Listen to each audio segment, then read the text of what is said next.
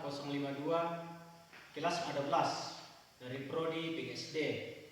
Pada kesempatan kali ini saya akan membuat video mengenai tugas UAS bimbingan dan konseling. Pada hari ini saya akan melakukan sebuah edukasi bimbingan dan konseling untuk mengatasi siswa yang suka berkelahi. Nah, video ini saya buat dalam rangka menyelesaikan tugas ujian akhir semester mata kuliah bimbingan dan konseling. Nah, akhir-akhir ini kita melihat berbagai masalah yang sering terjadi di sekolah. Salah satu permasalahan yang sering muncul di sekolah adalah permasalahan perkelahian antara siswa laki-laki maupun siswa perempuan. Nah, penyebabnya kadang-kadang hanyalah persoalan kecil karena kurang bisa mengendalikan diri, khususnya pada anak SD yang memiliki kepribadian yang emosional, yang tidak stabil sehingga mereka melakukan segala sesuatu itu di luar kesadarannya, sehingga hal demikian akan berdampak menurunnya aktivitas belajar siswa di sekolah. Hal yang dapat mempengaruhi perilaku karakter peserta didik tersebut, saya memberikan solusi mengenai cara mengatasi siswa yang suka berkelahi. Pertama-tama, apa sebenarnya yang dimaksud dengan perkelahian itu? Nah, perkelahian merupakan terjadinya perselisihan yang dapat perbedaan pada kedua pihak, di mana salah satunya ini tidak mau menerima kenyataan yang dilakukan oleh pihak yang lain. Ini juga sering diartikan sebagai pertengkaran dengan adu tenaga atau kekuatan. Perkelahian ini sering terjadi atau sering dilakukan oleh peserta didik, baik yang berada di tingkatan SD, SMP, SMA, SMK maupun perguruan tinggi, terlebih khususnya di sekolah dasar yang menjadi penyebab timbulnya siswa yang suka berkelahi. Hal ini kita bisa lihat yang pertama dari faktor lingkungan, karena dipengaruhi rasa tidak suka siswa terhadap temannya sendiri, kemudian terlalu mementingkan kepentingan sendiri, sehingga ada siswa yang suka menyuruh-nyuruh temannya dan tidak dapat dikendalikan terhadap perilaku tidak enak yang diterimanya. Faktor itu peserta didik kurang memahami atau kurang memperhatikan adanya sikap toleransi dan sikap saling menghargai, di mana penyebab timbulnya sikap perasaan tidak suka terhadap seseorang bisa terlibat apakah temannya ini memiliki kepribadiannya nakal, memiliki sikap yang tidak baik, ataukah peserta didik itu dapat melihatnya dari bentuk fisik temannya yang lain. Nah, faktor yang kedua itu dipengaruhi dari lingkungan keluarganya. Nah, ketika anak melakukan suatu kesalahan, ada orang tua yang begitu memaklumi perilaku dari anaknya tersebut. Tetapi ada juga orang tua yang ketika melihat anaknya melakukan suatu kesalahan, ia malah merespon dengan tindakan fisik, seperti malah mencubit atau memukul anak tersebut. Nah, sehingga anak tersebut membawa perilaku yang dilakukan oleh orang tuanya itu ke lingkungan sekolah, sehingga ia memiliki anggapan bahwa perilaku yang telah diberikan orang tuanya terhadapnya itu adalah berlaku yang biasa-biasa saja, dan bisa pula dilakukan terhadap sesama temannya atau orang-orang yang berada di lingkungan sekitarnya, yang sebagian adanya pertengkaran di rumah tangga si anak tersebut, sehingga tidak ada lagi keharmonisan yang terjalin. Anak merasa kurang mendapat kasih sayang dari orang tua, merasa tidak lagi dilindungi, sehingga itu sangat berdampak kepada tumbuh kembang dari anak tersebut. Nah, faktor yang lainnya, perhatian orang tua terhadap anak tersebut, seperti orang tua yang terlalu sibuk bekerja sehingga tidak dapat memperhatikan atau mengawasi kegiatan yang dilakukan anak di rumah. Misalnya kurangnya pengawasan orang tua terhadap bersih anak, sehingga anak merasa itu kurang terurus dan terabaikan. Ia menangis. Faktor yang bisa kita lihat dari faktor lingkungan pergaulan atau faktor lingkungan sekitar adalah anak-anak muda sekali terpengaruhi oleh orang lain atau teman-teman yang berada di sekitarnya. Nah, ketika ada siswa yang bisa dikatakan dalam keadaan tidak baik atau dari keluarga yang bermasalah, di mana orang tuanya ini tidak memiliki etika, sehingga berujung pula pada berlaku anaknya. Misalnya suka menghina, suka mengejek temannya di luar, sehingga anak merasa tidak terima oleh perlakuan temannya, sehingga langsung melakukan pembelaan atau perlawanan dengan cara berkelahi, baik itu yang sifatnya hanya bertengkar lalu berakhir dengan perkelahian. Hal perkelahian yang sering terjadi pada anak ini bisa berdampak buruk pada psikologinya, karena perkelahian yang diakibatkan pertengkaran pada anak ini sebenarnya adalah suatu proses perkembangan psikologi anak tersebut. Pada saat mereka bertengkar, mereka sedang berusaha membentuk pertahanan diri terhadap sesuatu yang diinginkannya. Nah, ada pun beberapa dampak yang dapat ditimbulkan anak yang suka berkelahi ini.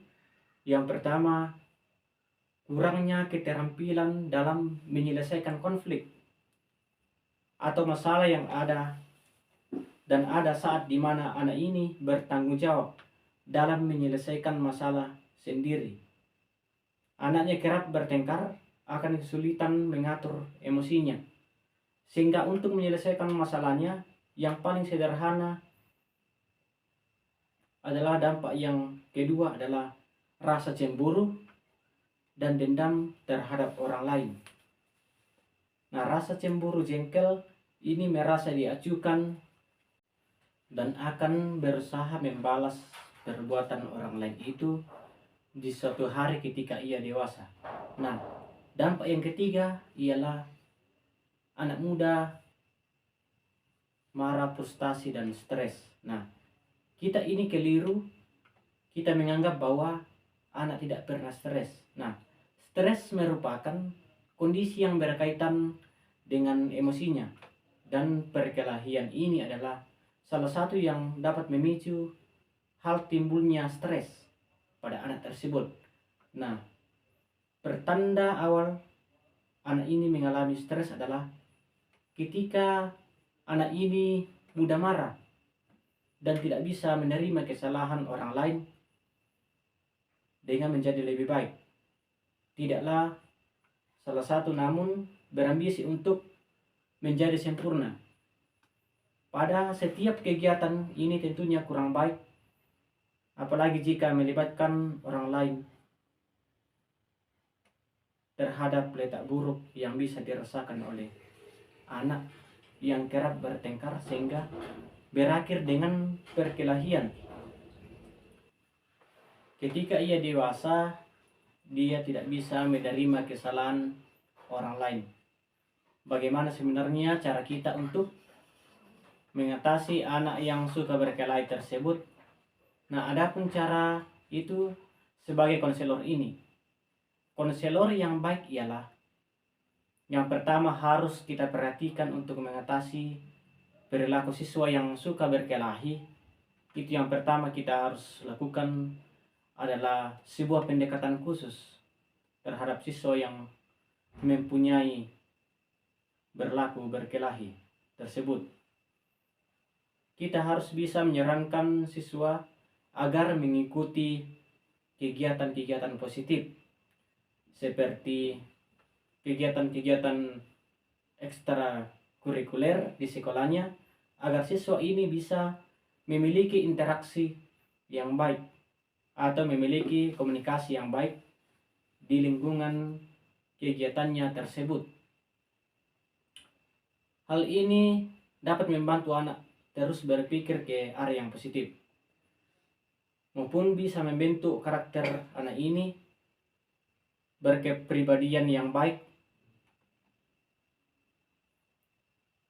Dan yang kedua, cara mengatasinya, memberikan nasihat bahwa berkelahi itu adalah perbuatan yang tidak terpuji. Nah, selain itu dapat membawa dampak buruk bagi diri kita dan dapat merugikan orang-orang lain yang ada di lingkungan sekitar. Nah, selain itu kita juga harus memberikan motivasi untuk terus mendorong siswa, bahkan untuk generasi penerus bangsa, agar siswa ini bisa memiliki perilaku yang baik untuk melihat ke arah yang cerah, bahwa perlunya ini kita harus tetap pula menanamkan nilai-nilai keagamaan yang lebih mendalam. Nah, dengan cara mengatasinya ialah memberikan teguran dan peringatan secara langsung maupun tertulis, agar siswa ini bisa memiliki kesadaran bahwa hal tersebut ini sebenarnya tidak baik, yang akan berdampak bagi diri sendiri dan orang-orang yang ada di sekitar kita. Tadi itu belum juga bisa merubah anak berkelakuan baik atau tidak lagi berkelahi. Kemudian cara yang selanjutnya dapat kita lakukan ialah dengan cara memberikan hukuman atau sanksi tersebut kepada anak-anak tidak merasa jeri untuk berkelahi atau bertengkar yang mengakibatkan perkelahian. Maka kita bisa melakukan kerjasama atau pendekatan terhadap orang tua dari siswa tersebut. Nah, kita berkomunikasi dengan orang banyak, kita menanyakan bahwa kita memberitahukan bahwa anaknya ini seperti ini di sekolah sering berkelahi, atau kita bisa mencari tahu kehidupan atau aktivitasnya di rumah seperti apa. Apakah orang tuanya memperhatikan atau tidak, dengan pengawasan orang tua terhadap tumbuh kembangnya dari si anak tersebut. Jika aspek tadi dapat kita terapkan, bagaimana cara mengatasi siswa yang suka berkelahi, maka saya yakin dan percaya anak-anak yang tadinya memiliki kepribadian suka berkelahi pasti akan dapat diubah menjadi kepribadian yang lebih baik lagi.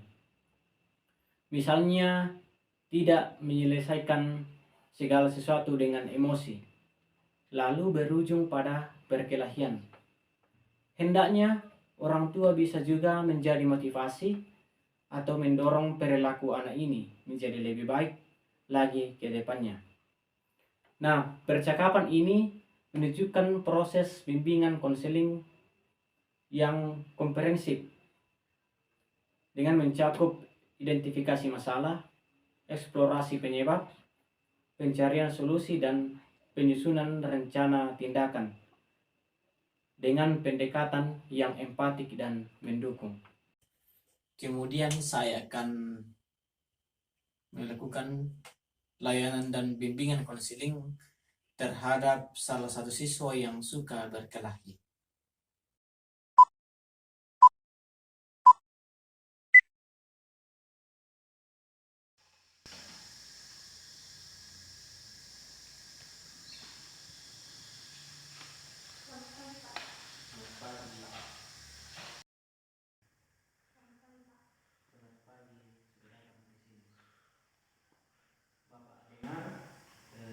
Kamu terlibat perkelahian lagi kemarin.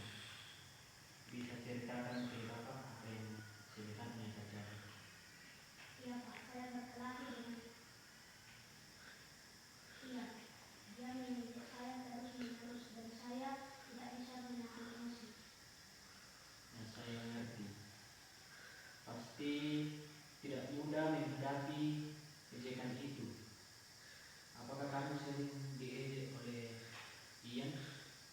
Iya Pak, dia selalu mengganggu saya dan teman-teman yang lain. Kadang saya merasa sangat marah dan kesal. Ya wajar jika kamu merasa marah saat diejek, tapi penting untuk kita menemukan cara lain dalam mengatasi rasa marah. Itu harus tanpa berkelahi. Apa yang bisa kamu rasakan setelah berkelahi dengan Ian? Saya merasa lega sebentar, tapi kemudian saya merasa bersalah dan takut memarahi orang tua dan guru. Itu adalah reaksi yang alami. Merasa lega karena dapat meluapkan emosi, tapi juga merasa bersalah ketika tahu bahwa berkelahi bukanlah solusi yang tepat. Nah, bagaimana perasaan orang tua kamu ketika mengetahui bahwa Iman telah berkelahi dengan Ian? Nah, pasti orang tua pasti kecewa ketika mendengar Iman berkelahi dengan Ian. Mereka kecewa Pak. Mereka bilang saya harus belajar mengendalikan diri. Orang tua kamu benarnya mengendalikan diri adalah keterampilan yang sangat penting yang harus dimiliki oleh siswa. Nah, makanya Bapak ingin membantu kamu menemukan cara untuk mengatasi situasi seperti ini tanpa harus berkelahi. Tapi bagaimana jika kita mencari solusi bersama-sama? Baik Pak, saya mau mencoba. Ya, bagus sekali. Mari kita mulai. Tahu apa yang bisa kamu lakukan ketika Andi atau orang lain mulai mengejek kamu. Apa yang bisa kamu lakukan sebelum memutuskan untuk berkelahi dengan Ian? Saya biasanya mencoba mengabaikannya, Pak. Tapi kalau menjekannya terus menerus, saya tidak bisa menahan diri. Nah, dengan menyampaikan ejekan merupakan salah satu cara, tapi mungkin kamu perlu strategi tambahan. Bagaimana kalau kita mencoba teknik pernapasan dalam untuk membantu menenangkan diri saat marah. Pernapasan dalam itu bagaimana Pak? Nah, caranya dengan sederhana. Saat kamu merasa marah, tarik nafas dalam-dalam melalui hidung. Tahan selama beberapa detik, lalu hembuskan perlahan melalui mulut. Lakukan ini beberapa kali sampai kamu tenang. Atau mencoba sekarang. Baik Pak. Bisa dicoba.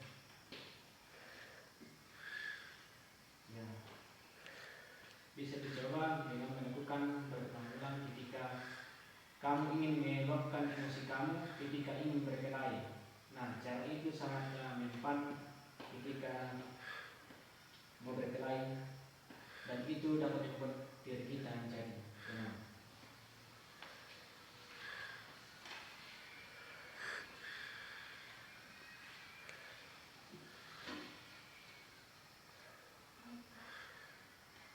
Nah, bagus sekali. Selain itu, kamu juga bisa mencoba untuk menjauh dari situasi yang membuatmu marah dan mencari tempat yang tenang sampai kamu merasa lebih baik. Apakah ada tempat di sekolah yang bisa kamu datangi untuk menenangkan diri? Mungkin perpustakaan, Pak. Tempatnya tenang dan saya suka membaca. Ya, itu ide yang sangat bagus. Perpustakaan bisa menjadi tempat yang baik untuk menenangkan diri. Selain itu, apakah ada kegiatan lain yang kamu sukai yang bisa membantu mengendalikan perhatianmu ketika rasa marah? Saya suka bermain sepak bola. Ya, dengan bermain sepak bola menjadi cara yang baik untuk melepaskan energi dan emosi negatif. Nah, dengan bagaimana kalau kamu merasa marah, kamu mengajak teman-temanmu bermain sepak bola setelah pulang sekolah, baik itu di rumah ataupun di luar sekolah. Saya akan coba, Pak. Ya, saya yakin kamu pasti bisa dalam mengendalikan emosi. Bukanlah hal yang mudah, tapi dengan latihan dan kesabaran, kamu pasti bisa. Saya ada di sini setiap kali kamu butuh. Nah, ketika ada masalah kamu bisa temui Bapak. Jika kamu merasa kesulitan, jangan ragu dan datang dan bicara dengan saya. Terima kasih, Pak. Saya akan mencoba lebih baik lagi. Nah, sama-sama. Bapak senang bisa membantu. Ingat, setiap kamu merasa marah, gunakan teknik pernapasan dalam. Cari tempat yang tenang dan lakukan kegiatan yang kamu sukai. Kamu pasti bisa mengatasinya sendiri. Nah, sudah paham? Ya, dengan adanya bimbingan seperti ini, saya akan membantu Nana Iman untuk lebih memahami bagaimana cara untuk mengatasi dalam situasi emosional seperti berkelahi dengan Ian. Nah, mungkin itu yang saya bantu. Bisa dulu.